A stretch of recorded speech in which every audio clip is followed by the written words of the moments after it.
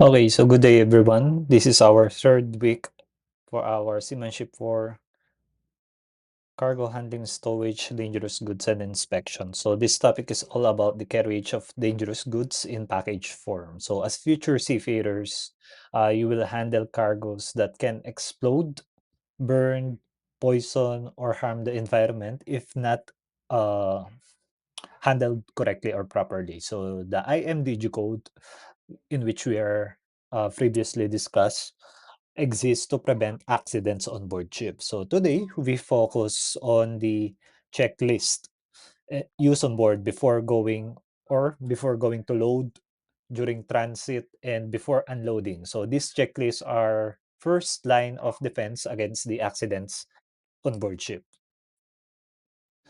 So our learning objectives is simple, no, but very important. So by the end of this lesson, you will or you should be able to describe and apply the checklist used on board ship when handling dangerous goods. So this checklist help us to ensure our safety on board, the crew member, the environment, and remember, most of the maritime accidents involving the dangerous goods happen due to failure to follow the procedures. So, not lack of rules. So, marami tayong rules, but the rules itself that we are not following, that is the main cause of accidents involving dangerous goods. And we already discussed the various types of the dangerous goods, but we have the in checklist. So the importance of a checklist before loading is the uh, before loading dangerous goods, we must never rush. A checklist must ensure that everything is correct. Uh, the documents, the labels, the packaging, uh, ano pa ba? And the stowage. So this think of this like a pre-departure checklist so of an aircraft. So if one item is missed, no, if could lead into fire, an explosion, or any toxic exposure during the voyage. So for example, we have a leaking chemical drum loaded in without a inspection. So it can release toxic fumes while at sea. So that is kind of a checklist that we need to understand also. That is a one example. Then pagdating sa ating documentation check, the dangerous goods declaration or DGD. Now, this dangerous goods declaration or DGD, it is a legal document in which it tells us exactly what dangerous cargo is on board. So we must check if it is complete and signed, no? Pag sinabing complete, all of the checklists are already checked or tick, and if it is properly signed by the person who will going to check, and if it is and if there's a UN number, which is the United Nation number, proper shipping name, hazard class, kung ano siyang klase ng hazard, just like before, no? And we are going to have a proper shipping name, hazard class, packing group are correct. And if the DGD is wrong, kung mali yung pagkakalagay nyo or mali yung pagkakalabel, no, emergency responders may apply the wrong action during the incident. Kasi wrong labeling of the package form, syempre, magkakaroon ng wrong actions because ini-expect mo ito yung laman. So ikaw, kapag nagkaroon ng incident, for example, no, ang nakalagay diyan ay water lang yung nakalagay sa package, but the package itself is highly flammable or highly flammable. Tapos yung course of action mo is because water lang yung nasa or yung instinct mo is because it is just water, hindi gano'n ka prepared yung emergency response na gagawin mo. So tendency, wrong labeling on the package form, magkakaroon ka ng wrong action because of the uh, wrong expectation na nakalagay dun sa package, 'no? Kaya it is very important na tama yung ilalagay natin sa package, 'no? So we have also this material safety data sheets or MSDS and the shipping documentation. So the MSD is MSDS is now often called as SDS. No, before it was MSDS. No, now it's often called as SDS. Is the emergency guide. So it tells us how to handle spills, fires, or the exposure. So shipping documents must match the DGD. So if documents don't match, cargo should not be loaded. For example, a crew member, inhales toxic gas 'no, naka-inhale ng toxic gas si crew member. So the MSDS, si material data sheets tells us or tells you the correct first aid and the correct proper protective equipment to be used. That is the purpose of the MSDS. Again, if crew member inhales a toxic gas, the MSDS will going to correct the first aid and the PPE to be used. So, si MSDS dun yung malalaman kung ano yung, first aid na dapat niyong gawin at kung ano dapat yung, PPE na dapat niyong gamitin. Then we have the labeling and marking check. So every dangerous goods, packing must be clearly marked. The UN number, proper shipping name, hazardous labels must be visible. Then these markings allow anyone, like the crew member, port workers, or firefighters to immediately identify the risk. Kasi tama yung labeling and marking nyo on the package form. No? So even if you're not the one who packed the item, because of the labeling and the marking, you can able to identify what is the content of the package. So example, a package without a corrosive label may be handled without gloves kasi wala naman siyang nakalagay na corrosive. So kahit na buhatin mo lang siya with your bare hands, then hindi mo alam 'no, it is corrosive. So without gloves, causing a chemical burns to your hands. So gano'n lang kasimple 'no, kapag, na-underestimate mo yung package kasi ang akala mo it's just a simple package like an equipment na magaan lang, but it is a corrosive na without wearing a proper, PPE like the gloves can cause you a chemical burns to your hands. Then, we have the hazard class placards. So the hazard class placards on the containers, placards are placed on the outside containers so that the hazards are visible from the distance. So this must follow the IMDG code. Size, the color, and the symbol rules. Emergency contact informations must be able to display so help can be called immediately. That is the purpose of the hazard class placards on the containers. Then the package integrity check, no, before loading, always inspect the cargo condition. Bago nyo i-load siya, i-check nyo muna yung condition kasi unless otherwise, no cracks, no. Parang 'pag nagre-receive tayo ng item, when we are going to, order the online, no, we must once we receive the item, we must always check the package condition because, siyempre we want our ordered correctly, no leaks and no damage. So it's the same thing that we must do in our in on board, no. Before loading, always check or inspect the package condition, no. We must check if there's no cracks, no leaks, walang dents, no broken seals. So even a small leak can damage or can damage a serious hazard once the ship starts rolling. Kapag nagkaroon lang ng konting leak 'no, it can, damage more kasi, imagine you're going to load an item in a vessel and again, once we are on board 'no, there's a rolling, no, we have the waves, the oceans that can, not stabilize the movement of the package.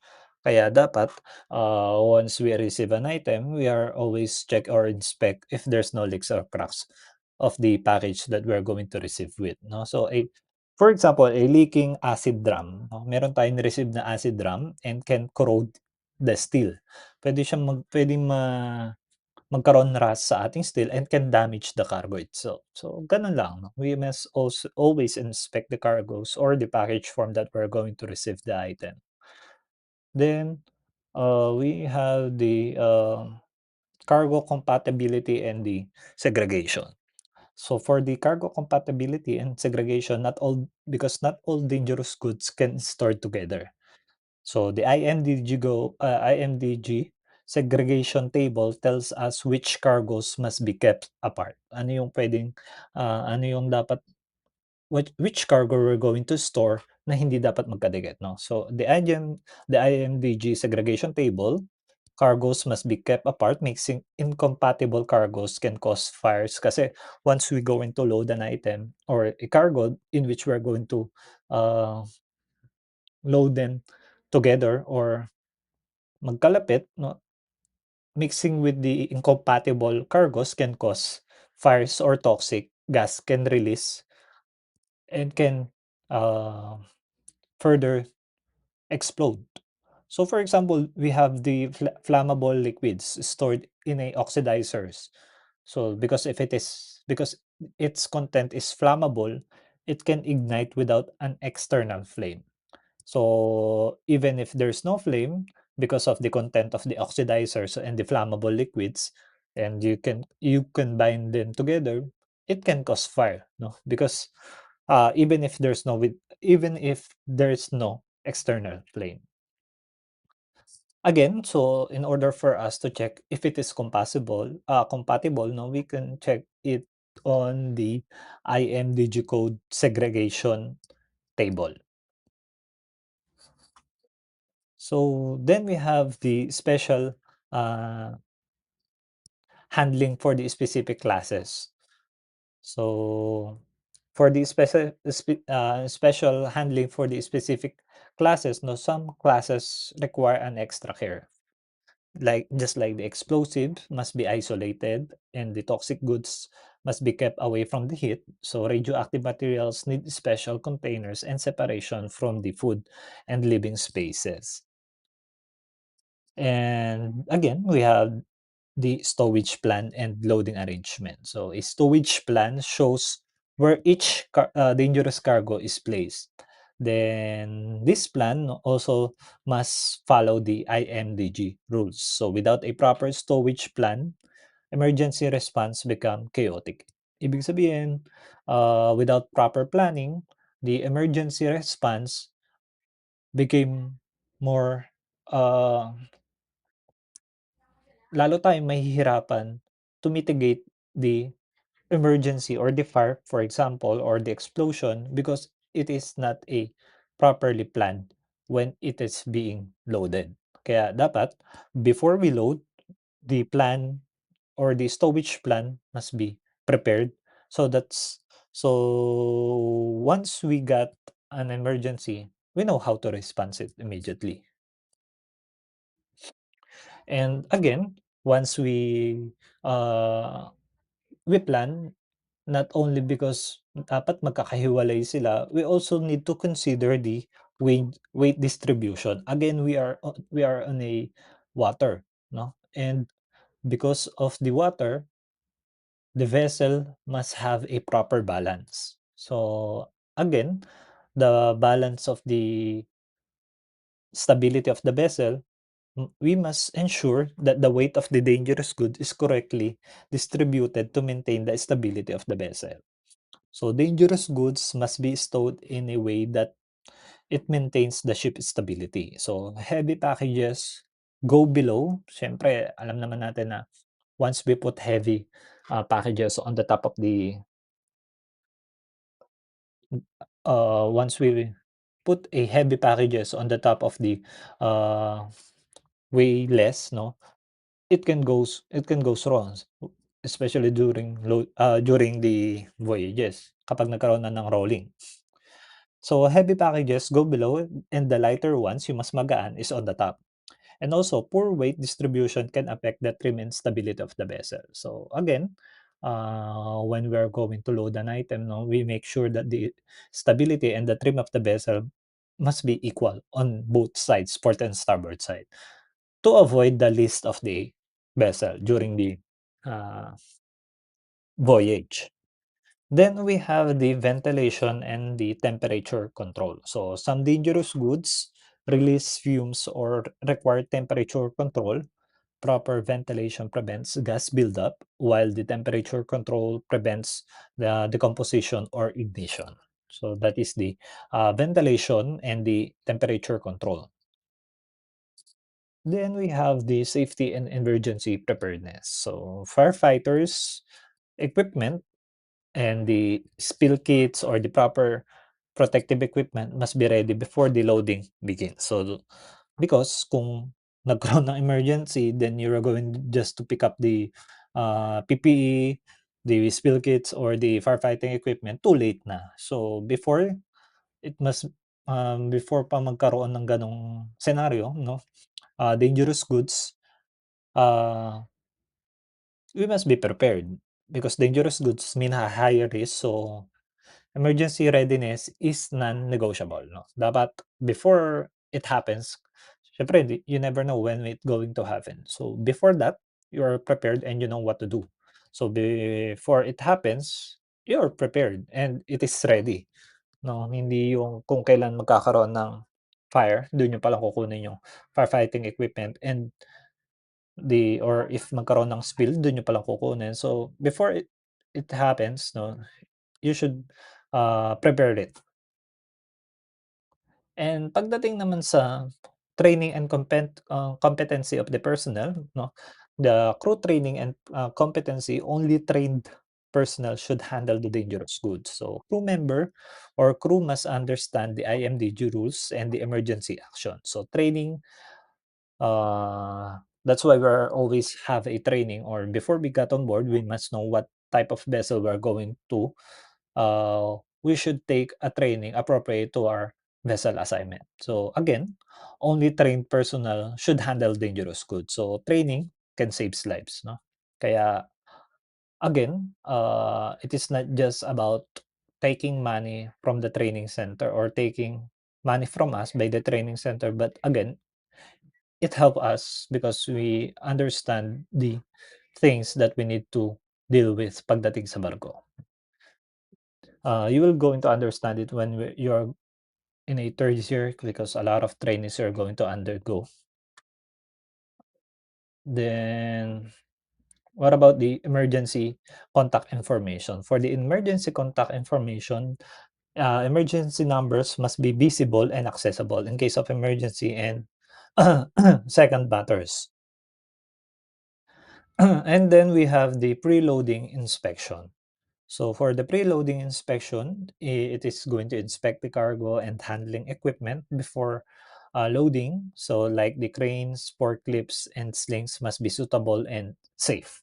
So I guess you are familiar with the cranes, forklifts, and slings because dapat nung Seamanship 1 no, na-discuss na sa inyo to. And with that equipment, it must be inspect and the handling equipment before loading operation. Kung gumagana ba siya, nagkaroon ba kung nagsi-swing ba siya ng maayos and if hindi siya nag-i-stack up. So, it must be ready and, napagana siya beforehand 'no, bago pa gamitin. Then we have uh we finish with the yeah, we have the vessel condition. So vessel or the ship must be ready or holds must be clean, dry, and ventilated and suitable for the cargo. No, and good condition prevents accidents. Then pagdating naman sa ating, regulatory compliance 'no, all operation must comply with the IMDG code and national regulations like the non-compliance can lead to detention of the vessel. So kapag na-detain yung vessel niyo mawawalan din kayo ng work, mawawalan kayo ng, sahod. So again 'no, before we proceed with the work, we make sure that all of the documentation, all of the things that we need to undergo is we are complied and we are into uh, compliance, no? So non-compliance can lead to detention and fines or accidents on board. Then the checklist, during the cargo monitoring and safety measures, no? So for the dangerous goods, it must be checked regularly during the voyage and for leaks and shiftings of fumes or the temperature changes, no? Just like what I've said earlier. So again, the checklist during the transit, no, segregation, the ventilation, and the emergency readiness must be maintained. The condition or change of the sea. So constant so monitoring is required, no, because again, you cannot predict the weather, no. Weather is very unpredictable, lalong-lalo na when you are on sea, no. And we're voyage, no, umaandar yung barko natin and we cannot stay on one place to predict the weather. So again, during transit, 'pag sinabing transit, tumatakbo yung vessel niyo, 'no, segregation, ventilation, and readiness must be maintained because the conditions change at sea. And in case there's a emergency readiness during transit like the firefighter gear, spill kits, PPE must be remained accessible throughout the voyages. And the crew trainings and drills, no regular drills, prepare the crew for the real emergency scenarios and practice the because practice can reduce panic, 'no? Kasi kaya lang naman tayo nagpa-panic on board because we are lack of awareness. So, awareness can help us to reduce the panic, 'no? If we're going to train the crew regularly for the intended interval of the training, the risk of having a, uh, death on board or to lessen the panic state, 'no, because of the trainings, it lessens, 'no, and we are aware of what to do or what to respond during the emergency. And for the documentation and record keeping, no, all incidents, inspect, and condition must record. Documentation protects the ship, crew, and legally. Then pagdating naman sa ating cargo security, no, dangerous goods must be secured to prevent movement and unauthorized access. For our vessel and environment conditions, no, weather can affects the cargo safety. So rough seas can cause cargo shift or damage. So we need to always monitor the conditions and continuously check the weather conditions if it is changing. No, ayun yung mahalaga. Kasi again, we cannot predict the weather. So since we cannot predict the weather, dapat we always observe the changes of the weather. Then pagdating naman sa ating, temperature and humidity monitoring, so some dangerous goods are sensitive to heat or moisture, so monitoring prevents deterioration or reactions. And then we have the health, safety, and environment protection. So protecting crew health and the marine environment is our top priority. Even if we are here on board to work, again, health is the top priority and the environment. So prevention is always better than the response. So before there's a emergency response, we must prevent para hindi magkaroon ng emergency.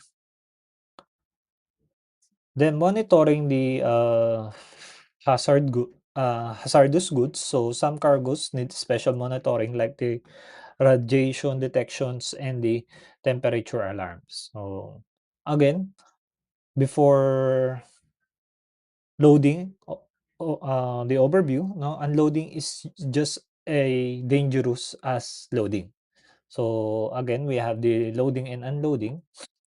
The loading is the unloading is as the same as the loading operation dangerous because proper checks must be completed before it is starting. Ano ba yung dapat natin i-check during the uh, or before the unloading operation? So we need to verify all of the documents before unloading. So incorrect documents can cause port delays or accidents. And also the safety equipment before unloading. Uh, Firefighting gear, spill kits, PPE, first aid, and be available during the unloading begins. And also the stowage and the compatibility during the unloading. So cargo check conditions, the segregation before unloading, the damaged package requires special handling. And also we need to unloading plan. Katulad sa loading kanina 'no, we must have also the loading plan, unloading plan, and the communication. So clear communications between ship and shore personnel ensures that the safe loading operations. Then we have the environmental protection measures. So we prevent spills from entering the sea. So environmental protection is legal and moral of the duty. And we must check also the vessel condition during the unloading. So ventilation and the cargo hold condition must be suitable during the unloading operation. And because of that, the crew member or the crew readiness and the PPE. So all personnel must wear the proper PPE and understand the emergency procedures. And for the unloading area security, only authorized personnel should access the unloading area.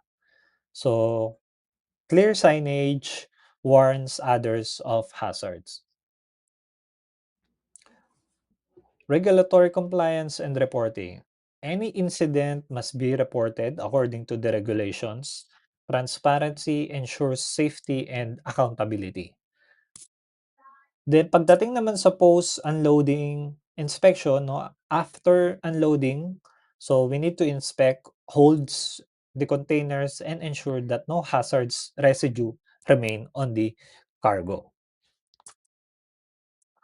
So again, that is the end of our topic 'no. Before we end the topic 'no, this topic highlights the mistakes. This topic highlights that the mistakes are preventable 'no, mape-prevent natin yung pagkakamali when the procedures are being followed. The checklist saves lives, ships, and the environment. So as future seafarers like you, your responsibility is safety first. Always, no? Lagi niyong tatandaan yan, no? Be responsible officers and always make sure that safety comes first. So thank you very much for your listening.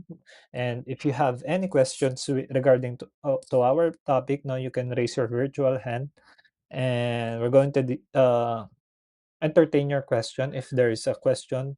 So for our exercises, no, you can take a break, 15 minutes, then we're going to proceed to our quiz or exercise for today. So thank you very much for your listening.